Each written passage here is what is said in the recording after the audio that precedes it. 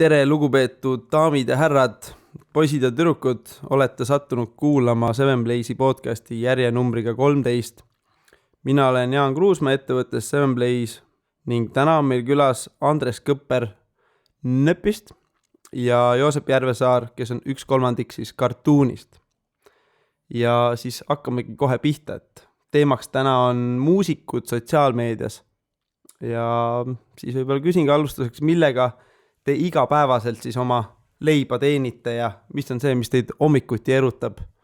Joosep, kuidas sul? Hommikul üles ärgates kindlasti üles ärkamine erutab kõige rohkem, siis söömine teisejärguliselt ja siis tuleb hakata genereerima, kuidas, mis mussi, mis helid, kuidas, mida üldse muusikaga teha ja kuidas see lõpuks inimesteni viia.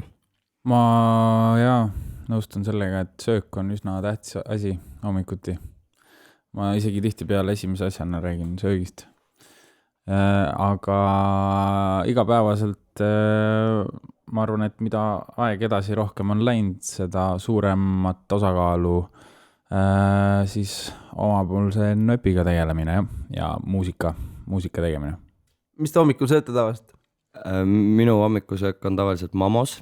Mamos? Jah, seal Swiss Hotelli all. Just, okei. Hästi mõnus restoran. Ja siis juba läheb edasi. Ma söön omletti tavaliselt. Või muna? Mina söön toortatar putru tavaliselt. Väga hea on. Okei. Et mis sotsiaalmeedia kanaleid te ise kasutate, ütleme, alustades eraelust, et Joosep näiteks, mis äpid sul mobiilis on? Ma olen siuke vanakoolimees, ma tegelikult, kui päris aus on, siis ma ikkagi tegelikult kõige rohkem mis kasutan Facebooki, kui päris aus olla, et kuigi teised asjad on tugevalt peale tulnud, Snapchat eriti viimasel ajal, siis need teised nagu meediumid, Instagram kui Snapchat, need on kõik sellised, kus sa kiiresti vaatad oma asjad ära ja ongi nagu läbi, aga Facebook kuidagi nagu mitu tundi vaja järjest tuima panna, siis ma võin suurepäraselt saan hakkama 8 tundi järjest Facebookis chillimisega ilma küsimusteta. Jaa, olen ise ka üldiselt rohkem Facebookis. Ja eraelus tegelikult väga muud ei kasutagi. Võib-olla vahepeal, kui väga igav on, siis võib tõesti vaadata, et kas on Snapchatis mõnda uut filtrit. Ja Kas te muusikutena ka LinkedInis olete talle profiili loonud? Ei. Ei näe vajadust? Mul on mingi 2 asja, mis ma lihtsalt nagu, ma saan aru, mis asjad need on, mis nende funktsioonid on, kuidas need töötavad, aga ma ei ole lihtsalt ise suutnud ära linkida endale vajalikke asju, ei Twitteris, ei LinkedInis. Et LinkedIn näeb minu jaoks välja selline, et kui sa oled kuskil advokaadi büroos, mingi büroo juhatuse liikme, tütre poja juhatuse liikme, poja tütar, et siis see on nagu mingi teema, aga muusikuna on kuidagi nagu väga kauge on see küll, jah? Ja Twitter on minu jaoks selline, et kui sa oled mingi kvootide mees, siis on nagu pauguta seal palju tahad, aga mingi poes käimist või Mamos hommikust söömis raporteerida on võrdlemisi nagu lamp. Mingi periood ma sealt Instagramist postidest panin otse, et postiks seda ka Twitterisse, aga see on tegelikult üsna mõttetu lõppude lõpuks, sest selle Instagrami postituse formaat on niivõrd teise suunitlusega kui Twitteris, et siis tegelikult Twitteris ta ei jõua väga eriti kuhugi. Kuigi kunagi üks Kanada raadiojaam leidis just Nööpi läbi Twitteri mingi postituse. Et selles mõttes, et võib-olla täiesti tühja ei lähe, aga väga nagu ei kasuta. Seal Twitteris on see avalik leitavus vist on kõvasti parem, et ja seda monitooritakse rohkem just uudiste agentuuride poolt, et leida seda sisu igapäevaselt. Ja seal kui avalikult õigesti ütleme, hashtagid ja teemakohaselt postitada, siis on suurem tõenäoliselt sind üles leitakse versus siis keegi otsib sind Facebookist üles või Instagramist üles. Et kui võtta just ajakirjanduse poole pealt. Soovitaksid sellele rõhku panna nii-öelda reach'i mõttes? Eks ta on omajagu nõuab nagu eraldi pühendumust, nagu sa ütlesid, kogu aeg peaks nagu säutsuma, et Eestis on kusjuures mingil põhjusel, nii palju kui ma olen aru saanud, siis see on teismeliste mingi teema. 12–16 panevad nagu retsilt. See on mingi teatud nagu sihtgrupp jah, mis näiteks kes Eestist võib-olla Twitteriga käima tõmmad on nüüd Kaur Kender, teine teema. Genka ja Mihkel Raud ka, et selles mõttes ma olen väga hästi kursis, aga lihtsalt ongi see, et ma olen proovinud nagu nii-öelda, aga mind lihtsalt ei eruta see sait, et ma sain aru, mis seal nagu vaja on, et särada. See ongi, pead lihtsalt kogu aeg kirjutama originaalseid enda välja mõeldud nii-öelda quote, mis lähevad viraliks. Et aga mul seda talenti nagu nii tugevalt sees ei ole, siis ma lihtsalt mingit mõttetust ma ei viitsi sinna nagu jagada selles mõttes. Okei, aga mis te tööalaselt eristate üldse, et nüüd on minu era sotsiaalmeedia aeg ja nüüd on minu töö sotsiaalmeedia aeg, et on te eristate sellist? No Instagramis on see, et kui ma midagi likein, siis läheb ikka Noep Musicu alt, sest juba tüütu on vahetada seda kasutajat. No nüüd enam mitte nii tüütu, sest sa saad selle põhimõtteliselt väga lihtsasti seal otse teha, aga see harjumus ainult ühte kasutada jäi sisse sellest ajast, kui pidi selle jaoks eraldi välja logima. Meil Cartooniga on kindlasti väga suur erinevus nagu erakontol ja bändikontol, sest meid on mitu tükki. Et me ei oleks nagu sooloartistina, ma saan väga hästi aru, et sa saadki kõik ühendada, sest see oledki sina ja nii ongi, et meil on nagu selles mõttes, et 3 erinevat indiviidi ja see tähendab ka seda, et kui me ise midagi kuskil liigutame, et siis me peame ikkagi nagu ise isiklikult sellega tegelema.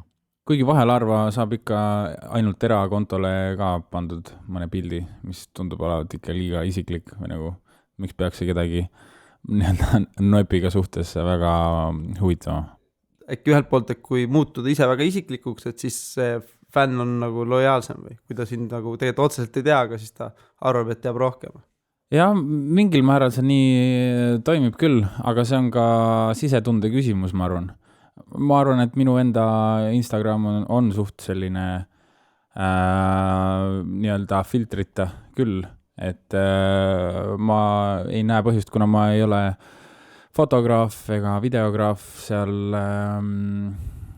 Instagramis, siis esteetiline välimus ei ole alati kõige tähtsam, meid ongi selline sisu ja huvitatavus. Aga see, et kui isiklikuks sellega minna, see on, ma arvan, täitsa siuke sisetunde küsimus. Korraks piilusin su eraprofiili versus siis ütleme su artistiprofiil, et väga palju on nagu seoseid, ma vaatan, et paljud inimesed, kes sind teavad, täägivad sind ka ära, et kas see pigem on nagu, sul ongi vist lihtsam seostada sind ja Nööpi, eks ju, kui üks. Jaa, ma arvan, et eriti Nööpi algusaegadel oli see, et oli väga tugevasti see, et Andres Kõpper ehk Nööp, aga nüüd, mida aeg on edasi läinud, siis seda rohkem see minu enda nimi on nagu anonüümsem. Et ausalt öeldes peale kontserti, kui inimesed tulevad rääkima või muud infot küsima, siis ega nad mu enda nime ei teagi, mis on väga hea, mulle see sobib väga hästi. Joosep, kuidas sul on? Sul on veel sa grindiga toimetad, Cartooniga ja sul veel minevikust veel mitu bändi. Et kuidas sina oled neid, ütleme, eristanud või kas üldse eristad? Alati ikka eristanud, et ma ei ole kunagi sooloartist olnud, et nagu selles mõttes, et ma ei ole muusikat nagu tootnud kunagi üksinda, et ma ei ole kuidagi leidnud mingit asja, et sellega hakkama saada ja ma olengi alati suutnud tiimides töötada ja sellelt tulenevalt ka on alati pidanud erakonto ja bändikonto nagu 2 erinevat asja.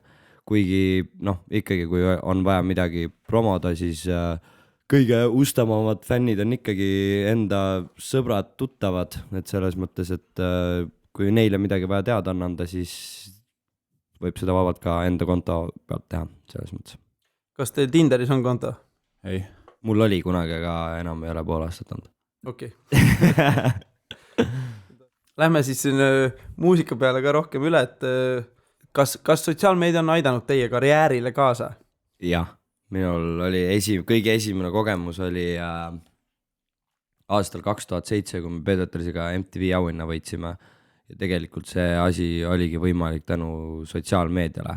Muidugi ei olnud selline, nagu ta tänasel päeval on, kogu süsteem oli alles vägagi lapsekingades, oli Orkut, oli Eestis kõige populaarsem meedium ja siis oligi YouTube, me tegime oma selle tegimegi oma kanali aastal 2007, see on siis 9 aastat tagasi ja postitasime sinna mingeid videosid, mille me siis linkisime Orkutisse ja kogu suhtlus fännidega käiski läbi Orkuti põhimõtteliselt. Ja siis läbi oli vist mingi zone.ee / Peeters või midagi siukest. Ja niimoodi ta käiski. Et see, ütleme, meedium on küll muutunud, aga siis põhimõttel on samaks jäänud vist. Siis, kui see Reachi asi tuli, siis see muutis ikkagi kogu game'i nagu selles mõttes, et enne seda oli ikka, kõik oli väga lihtne. Et sul ei pidanud nagu, võisidki teha lambi postituse ja inimesed ikkagi nägid seda. Nüüd on ikkagi nagu asjad vägagi muutunud. Jaa, tohutult mõjutab see sotsiaalmeedia asi. Põhimõtteliselt see on ainukene kanal üldse, et levitada midagi. On see siis Facebook või Instagram või mida iganes. Ma mäletan, kui ma Noepi selle esimese singli välja andsin, siis just tänu Facebooki väga tugevale nii-öelda Reachile, ma arvan, ta üldse saavutaski sellise nii-öelda suurema kõlapildi üsna kiiresti, kuna see oli selles mõttes, ühtegi followeri selles mõttes enne esimest lugu ei olnud ja väga hästi nagu levis.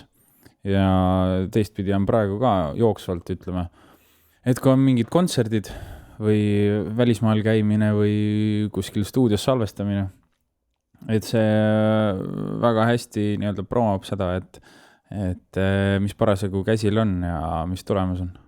Kas te olete alati ise ennast turundanud sotsiaalmeedias või on teil olnud ka abilisi või keegi teie eest turundanud või siis postitanud, teinud? Nagu kuskil mingi firmast või niimoodi või? Jah, või võtate näiteks meeskonda kellegi, kes... Ei, ise. Aga kuidas te, ütleme kolmekesti, kuidas te jagate seda, et...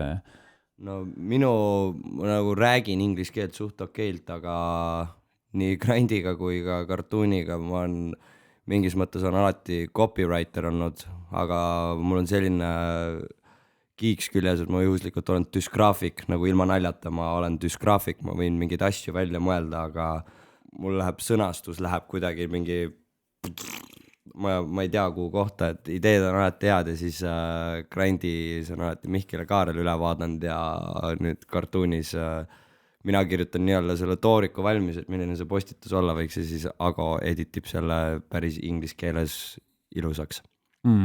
Ja ma olen... Täitsa üksi? Ei, Nööpiga ma teen üksi, eriti Instagrami. Praegu Facebooki postitusi vahel jagan ka oma manager'iga. Aga eraldi inimest ei ole siiamaani võtnud.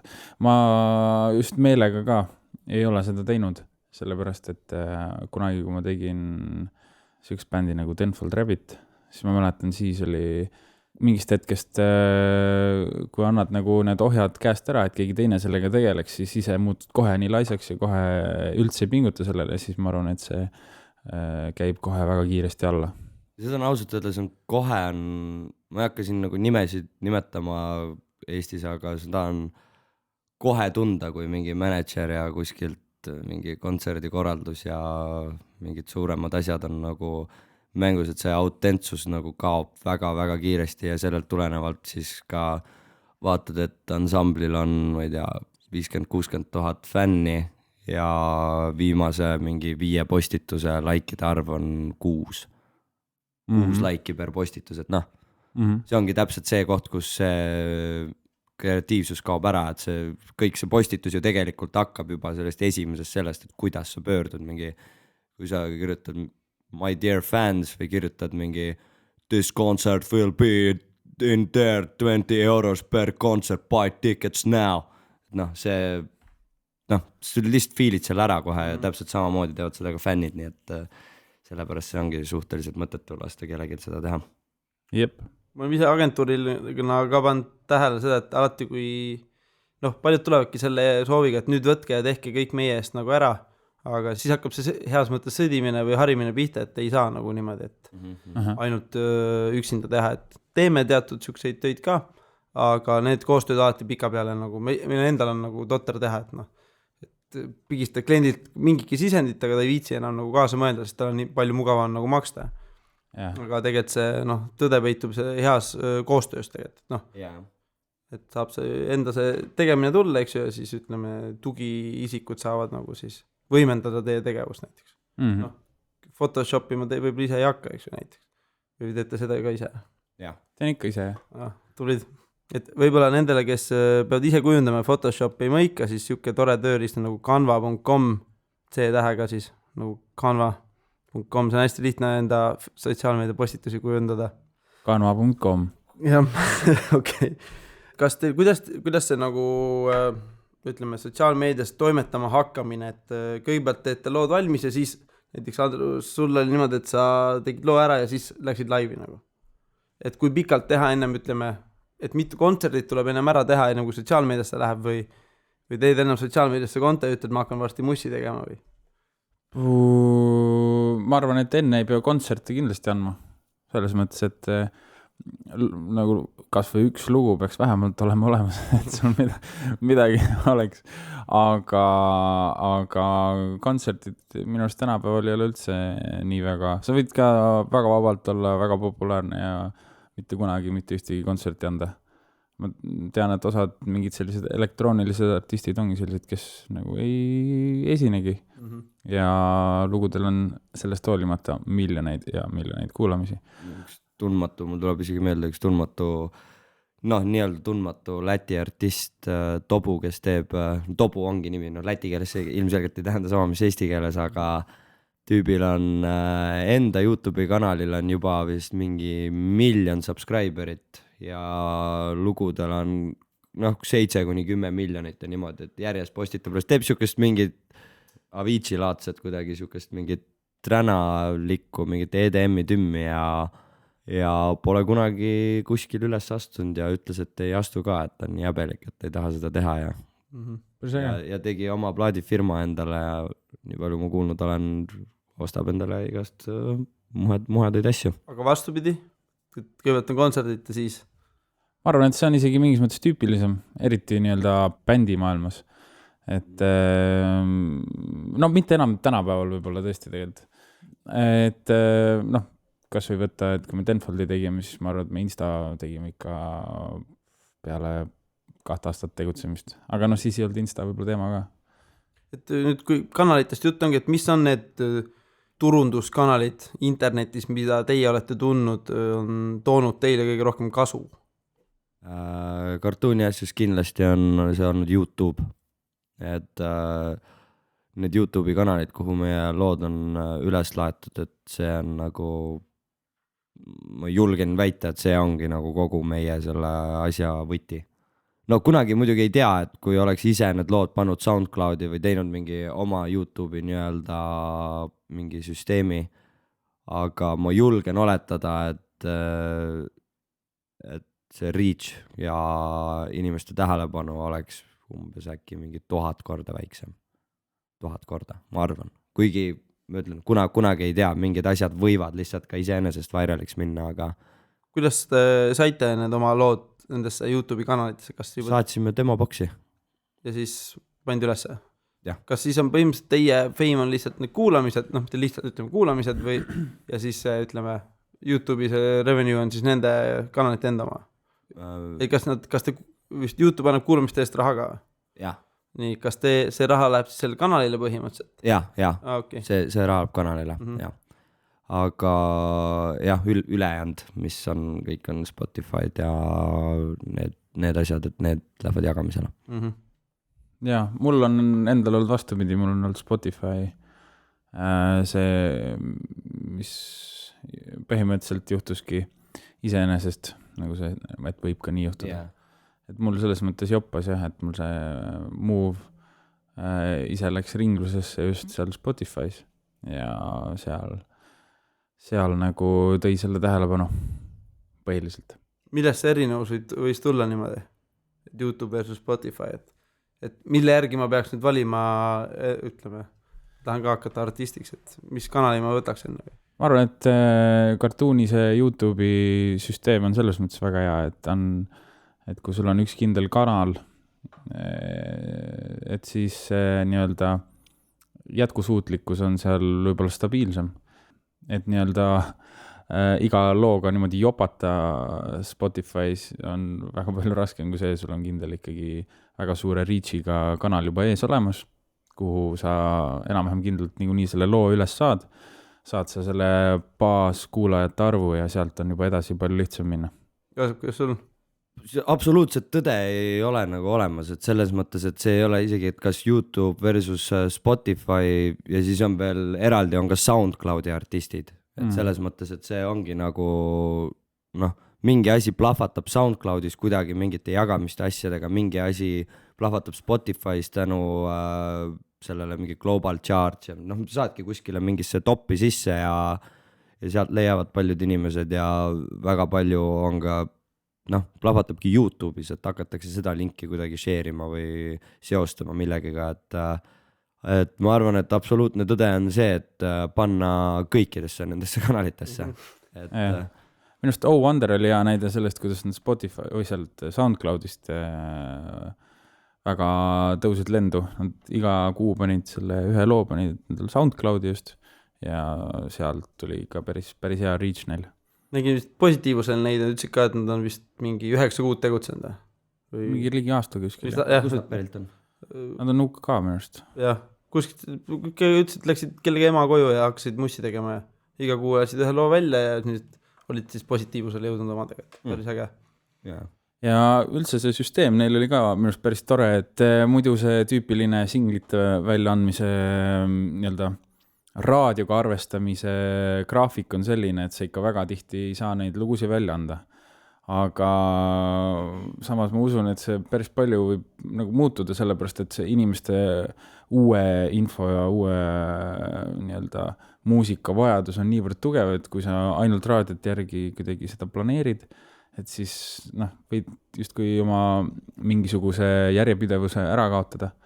Et Oh Wonder minu arust toitis päris hästi, vähemalt nii-öelda minu huviorbiiti, et ma olin neil kuulnud mingi 2-3 lugu, teadsin seda, et iga kuu on neilt oodata uut lugu ja siis ma reaalselt hoidsingi oma silmad lahti ja iga kuu alguses siis vaatasin neilt ja kuulasin. Ja see tegelikult päris hästi nii-öelda võttis nende kütkesse, aga samas see on ka potentsiaalselt üsna selline erandlik juhtum ka. Vähemalt siiamaani. Sammune artist Tobu, kellest ma rääkisin Lätist. Tema andis välja 10 kuud järjest iga kuu ühe loo seal samas No Copyright Sounds'is, millest ma rääkisin. Ja tal ongi praeguseks ehitas sellega endale Facebooki 250,000 fännibaasi ja YouTube'is 1 million subscriberit.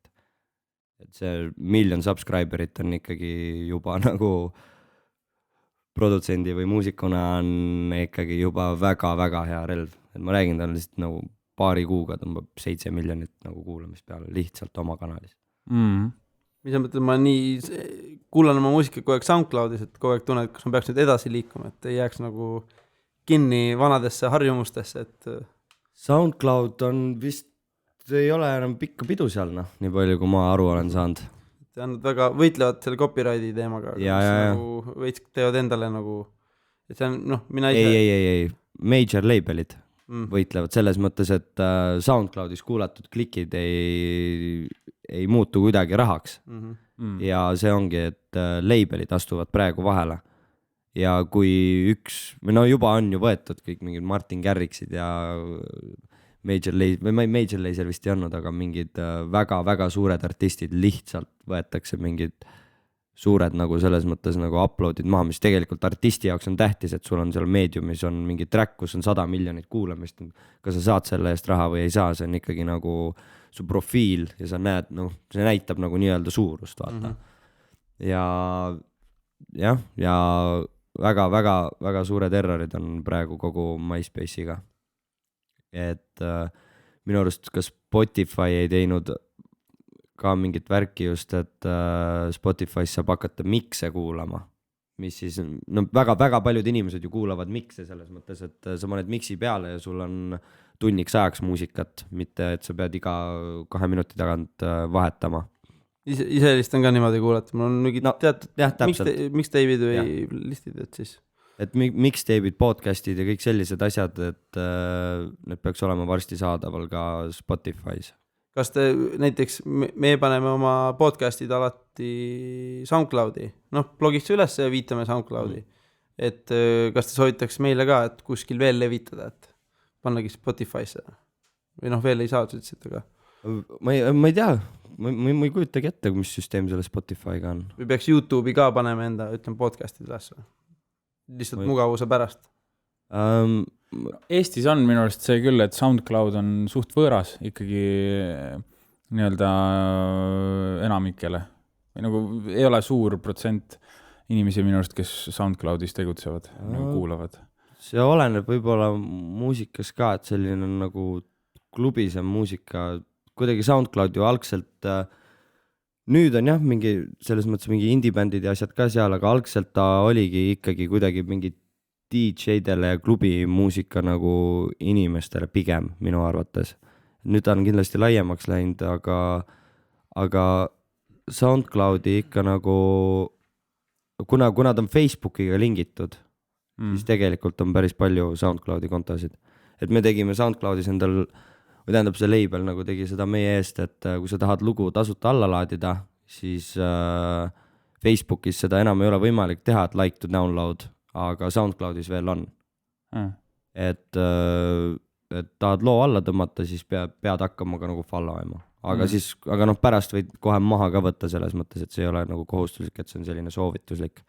Mis on tegelikult nagu legit asi, et kui sulle meeldib mingi artisti lugu, siis meeldib see artist järelikult selles mõttes.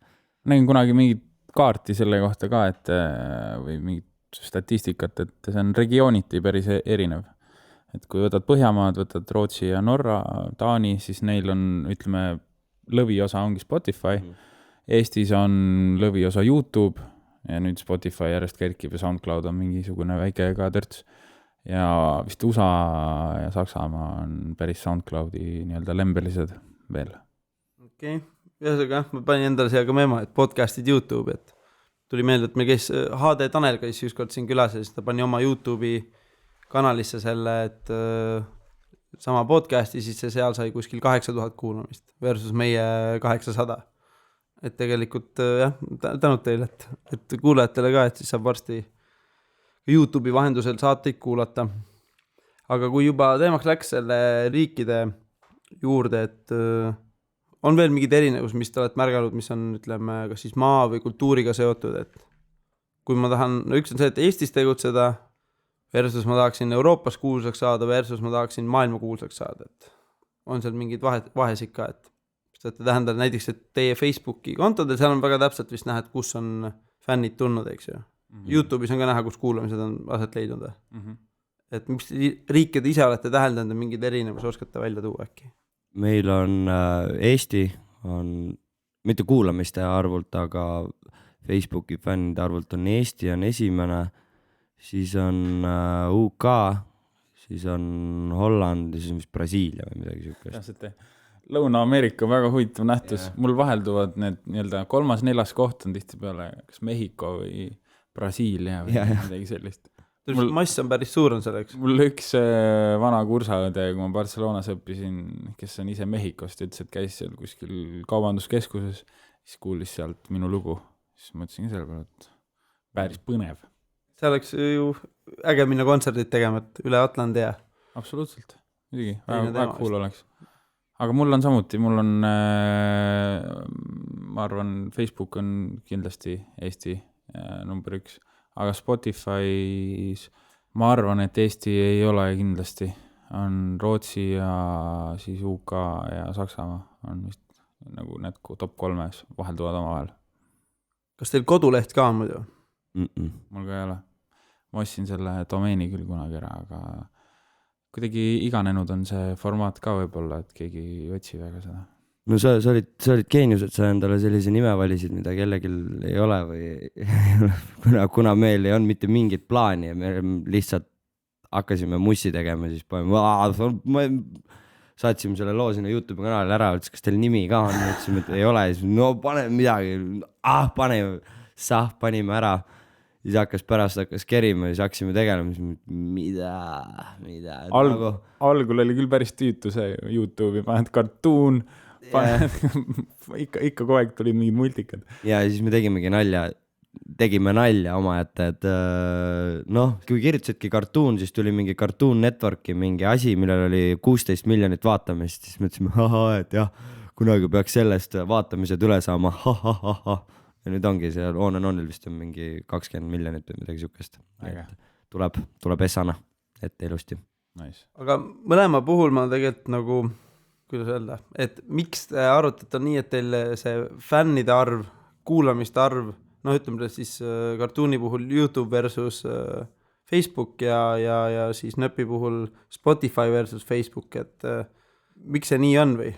Kas seal on üldse nagu, et see viitamine kuidagi toimub üldse, et tule hakka fänniks või palju ja, kindlasti toimub, aga see on, sa mõtled nagu, et miks on vaatamisi või kuulamisi nii palju, aga fänne nii selline arv, nagu nad on. See on lihtsalt sellepärast, et see on hästi palju selles kanalis, inimesed on selles loos on väga kiindunud, aga vaata siin ongi, tuleb see järjepidevus mängu, millest me enne rääkisime. Et meil on praegu leping selle plaadifirmaga, meil on 5 lugu veel seal tulemas ja nüüd meil peakski olema niimoodi, et kas üle kuu või üle 2 kuu tuleb veel 5 lugu välja seal järjest jutti. Et see ongi, inimesed armuvad sellesse loosse ära, aga väga paljus nad ei tea, kes see artist ongi, et nad panevad selle loo omal sinna playlisti ja nad täiega kaifivad seda, aga noh, nad ei lähe selle artisti juurde. Et kui sa järjepidevalt toodad peale contenti, et see ka on nagu toonud. Suht singlipõhine on see muusikamaailm küll, jah. Selles mõttes ma arvan, isegi YouTube mingil määral võib olla rohkem ülejäänud sotsiaalmeediasse juhatav kui Spotify, et sul on suurem visuaal, sa näed kas siis videot või tervet seda suurt logo, see on sul kogu aeg kuskil silmanurgas olemas, sa saad sinna panna veel neid juhatavaid linke ja muud infot, aga Spotify on eriti tugevalt see, et Spotify's, kui sul läheb hästi, sul on su lugu kuskil playlistides, ja seal ta on nagu täiesti anonüümne, kui mõtlen enda peale, kuidas ma kuulan mussi, mul on ka mingid playlistid, mida ma kuulan ja isegi kui mingi lugu väga meeldib, siis ega üldiselt ei kipu seda lisapingutust tegema, et klikkida selle artisti peale, siis vaadata, mis ta nimi on, otsida Facebookist üles, et peaaegu kunagi ei tee seda. Et selles mõttes on need kõik lood üsna eraldi seisvad küll. See on kuidagi, ma ütlen, et see on ka see Facebooki see reach'i asi, ka see on madaldanud seda fännide juurde tekkimise, et nagu kui me räägime Facebook aastal 2011 versus Facebook 2016-2017, et see on täiesti erinev maailm. Et ongi YouTube'is on see reach, ongi ikkagi endiselt selline, et kui sa oled subscriber, sul tuleb klõnks, tuleb mail, või sul tuleb teade selle kohta, et see asi on üleval. Facebookis nagu üleüldse, et sul see leht olemas on, sa pead ikkagi nagu rabelema selle nimel, et inimesed teaksid, et see leht on olemas. Et ka sellepärast on see nii-öelda Facebooki fännide arvu suurendamine oluliselt keerulisem, kui ta oli siin lähiminevikus alles. Kas te makstud reklaami olete kunagi kasutanud? Paar korda tegime seda ja, aga kuidagi, ma ei tea miks, aga muusiku lehe all tundub see lihtsalt ma ei tea, kuidagi nagu tundus vale ja ausalt öeldes ma ei saanud aru, et see nagu midagi juurde oleks andnud. Seda vist peab väga täpselt targetima, et sellest oleks mingit pointi. Ma olen vist 2 või 3 korral ka kasutanud.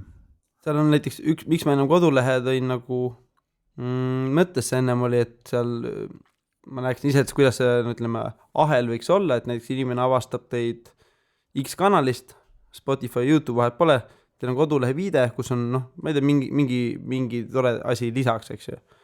Osad müüvad ju brändi nänni ka veel, eks ju, või brändi, et ja kui inimene on sattunud juba kodulehele, huvi pärast, siis näiteks Facebooki puhul on võimalik see remarketing, et näiteks selle 1 päeva jooksul, kui ta käis teie kodulehel ära, seal külje bänneri peal, noh, ütleme, et sa ei taha pinna talle käia, et näitad talle, et noh, et tule vaata siin rohkem materjali näiteks. Sest remarketing ei ole ka nii kallis, et sa saad väga lihtsa vaevaga talle ennast korraks pärast, kui ta sinna sotsiaalmeediasse tagasi jõuab või Facebooki siis, et siis saad talle korraks veel silma alla hüpata. Korraks paned väikse küpsise külge. No, põhimõtteliselt jah, et see on siuke päris, et seda nagu remarketingu teha, et see on üks nagu hea trikk, aga jah, et mõnes mõttes ma saan aru, eks, et ei taha, et noh, sponsord olla seal, eks ju, aga noh, mõnes mõttes jälle ma näeksin see, kuidas saaks seda asja, et Spotify'st leiab, vaatab kodulehele, pärast õhtul läheb Facebooki, näeb külje peal, näe, see on see bänd siin, üks nupp, eks ju, like on olemas. Et jah, keegi ise otsima midagi ei hakka tänapäeval Facebookis, et kui te Facebooki lehel vaatate, seal on näha view'se ka, et kui palju on käidud üldse lehel, Facebooki lehel endal, neid tähebe vaadatud, siis on tegelikult väga madal number tänapäeval, et väga viitsita minna välja arvatud esimene kord tutvumaks, siis see, ütleme, fännatava lehe seinal, et see infot on lihtsalt nii palju, et sellepärast natuke, et on hea ja halb, et halb see, et peab raha kulutama, aga hea on see, et on võimalus nagu siis seda tähelepanu saada nagu, noh, kui sihtida niimoodi, et siis tähelepanu saada aga suht nagu, ütleme, odavamalt kui kuskil telereklaamis. Ma ei ole nagu aru saanud sellest, et sa võib-olla tead rohkem seda, mulle näitab kuidagi Facebookis, et fännid per nädal, et kui palju nagu tuleb juurde. Aga see ei tundu väga reaalne, sest näitab, iga nädal näitab mingi 800 kuni 1000 per week. Aga ta näitab seda, ma arvan, ta arvutab nii-öelda eelmisest esmaspäevast praeguse esmaspäevani ja siis, kui tuleb teisipäevist, ta arvutab eelmisest teisipäevast praeguse teisipäevani. Ehk siis nii-öelda 6/7 nendest fännidest on sama number, mis eile ainult nii-öelda see üks uus päev on see, mis muudab seda numbrit. Et ta nagu koeg seda nagu täit nädalat näitab sulle. Okay. Ma olen nii aru saanud vähemalt. Oskate juhtumeid tuua, kus konkreetne tegevus sotsiaalmeedias on toodnud kohe, ütleme, käega kasutavat tulemit, et tegite selle asja või postituse või video ja siis selle peale, ütleme, keegi, noh, okei, keegi lihtsamaks vist ostis plaadi või palus plaati ja, või siis kutsus teid esinema näiteks kuskile? No, mul on olnud näiteks see, et enne mingeid suuremaid kontserte ma olen lavastanud mingi sketši või mingisuguse naljaklipi ja siis selle lõppu pannud siis selle kontserdi info ja kui see sketš on olnud näiteks naljakas ja läinud nagu nii-öelda väiksel määral vairaliks, siis ta on päris palju toonud küll juurde seda kontserdi info levikut. No me tegime kunagi Grandiga neid loosivideosid, mis nagu see oligi iga kord käega katsutav selles mõttes, et paar korda oligi, ühe korra oli sedasi, me tõime ühe, kes praeguseks on nagu väga tuntud artist, aga tollel hetkel ta ei olnud üldse veel tuntud, see on Hospital Recordsi artist Ederwood, kes oli just alustanud ja tõime tema ja just oli kuidagi see mingi Linn on minu oli mingi hull hitt ja siis me tegime selle Edgar Savisaare Linn on minu ja siis oligi ürituse attend nagu, noh, meil on statistika tekkinud mõne aastaga, et kui palju on attend, kui palju reaalselt kohale tuleb ja mis see nagu on, et meil on suhteliselt accurate see alati ja siis oligi, et attend oli võrdlemisi madal ja tuli põhimõtteliselt nii palju inimesi, et ei mahtud nagu sisse äragi, et see on nagu, noh, nagu sa ütlesidki, et teedki mingi asja ja sa lõpuks tunned ja suudad seda käega katsuda, et kuidas see mõjus publikule. On esinema kutsutud niimoodi?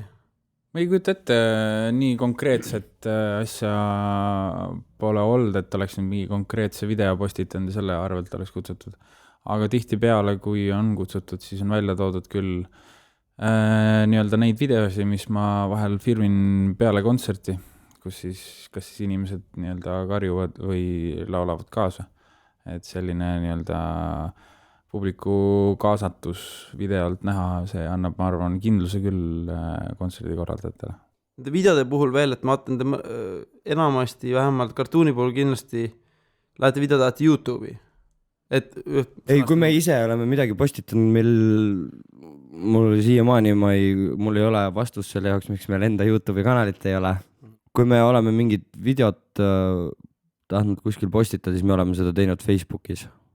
et kuna see on meie ainuke nagu koht, kus seda jagada, kui me tahame mingit enda asja jagada, siis YouTube'i lingi jagamine Facebookis on sama hästi võid hane selga, ma ei tea, mustsõstra morssi kallata selles mõttes, et ma tean, ise enne mõtlesin, et kuidas need fännid saaks paremini leida, kui teil on väga head videod, et ongi see video otse laadida Facebooki tegelikult, et sealt on nagu, Facebook ise nagu meelega teeb seda, et tahab olla parem kui YouTube, annab selle rohkem reach ja autoplay ja nii edasi. Aga kas see Instagramist otse laetud video läheb ka Facebooki video alla, on ju?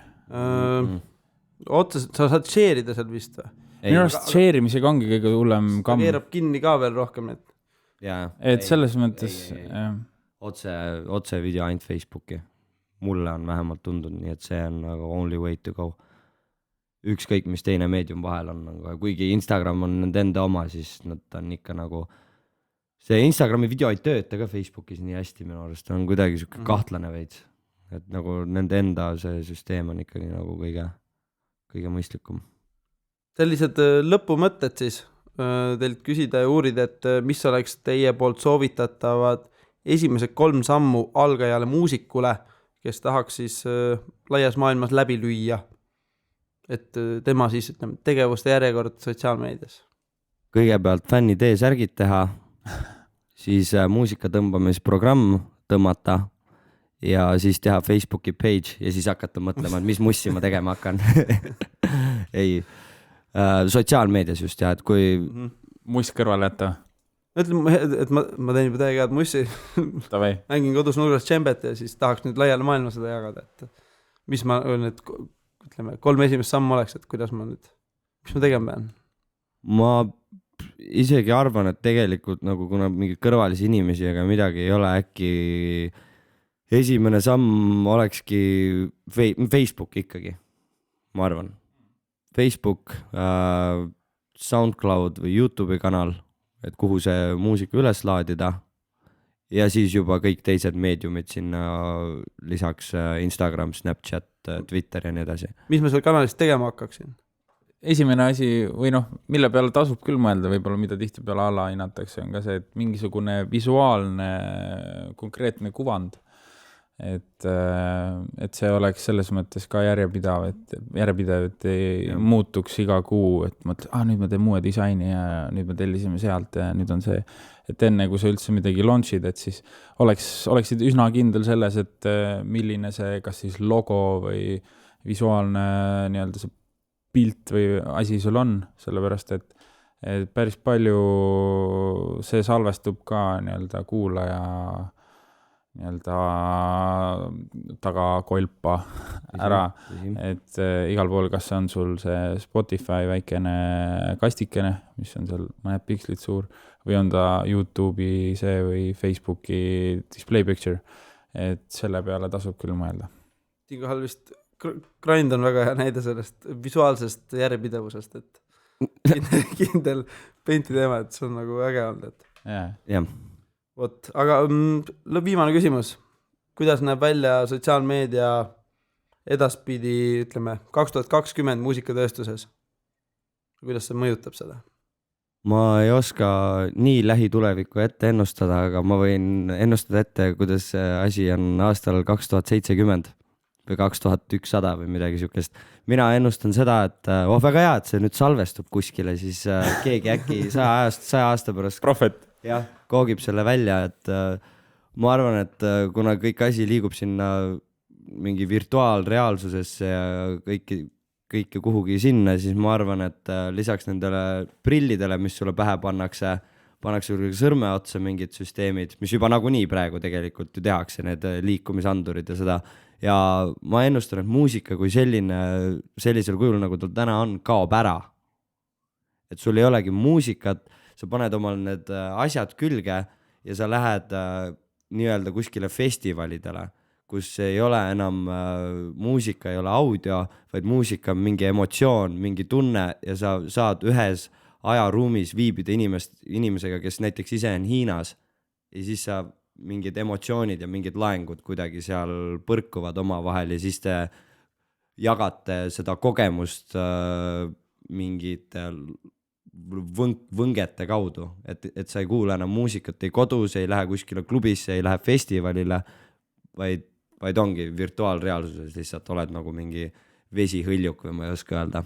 Arvad, et siuke ehe hea reiv kaob ära? Jah, arvan jah. See võib olla mingi täiesti lamp arvamus, aga kui me oleks 20 aastat tagasi öelnud ühele rockarile, et 20 aasta pärast on niimoodi, et üks poiss tuleb, tal on taskus mälupulk, ta torkab selle masinasse ja 300 000 inimest lava ees reivivad ja laulavad ta laule kaasa, siis oleks selle inimese poole vaadatud ja öeldud, et kas sa oled debiilik või? Selles mõttes. Et kui muusika on teinud 20 aastaga sellise hüppe, siis ma arvan, et 100 aasta pärast ei ole see asi enam võib-olla isegi nii naljakas, mis ma praegu rääkisin. Et see tõsi on. Aus. Ma arvan, et igasugune vastus nüüd, mis minu poolt oleks jääks niivõrd varju. Et ma arvan, et lõpetame selle huvitava mõtteteraga Joosepi poolt. Kohtume siis, äkki me ei pea enam elus ka olema, et seal kontserdil olla kõik koos. Ma ei tea, võib-olla. Laeme ennast üles kuskile. Jaa. Aga aitäh Joosep, aitäh Andres. Ja seekord meil oli siis külas Kartuun ja Nöpp, 1/3 Kartuuni ja Nöpp, kes jagasid enda kui muusikute arvamust sotsiaalmeedia turundusest. Aitäh tähelepanu eest, te kuulasite Seven Blaze'i taskuhäälingut number 13. Heli eest hoolitses Hendrik VR Lakeside Soundist. Kindlasti kuulake ka meie eelmisi episoode meie kodulehelt sevenblaze.com/blogi, iTunesi vahendusel või otse SoundCloudi kanalist Seven Blaze Social. Peatse kuulmised ja olge sotsiaalsed. Aitäh teile! Aitäh teile! Aitäh kutsumast! Tšau!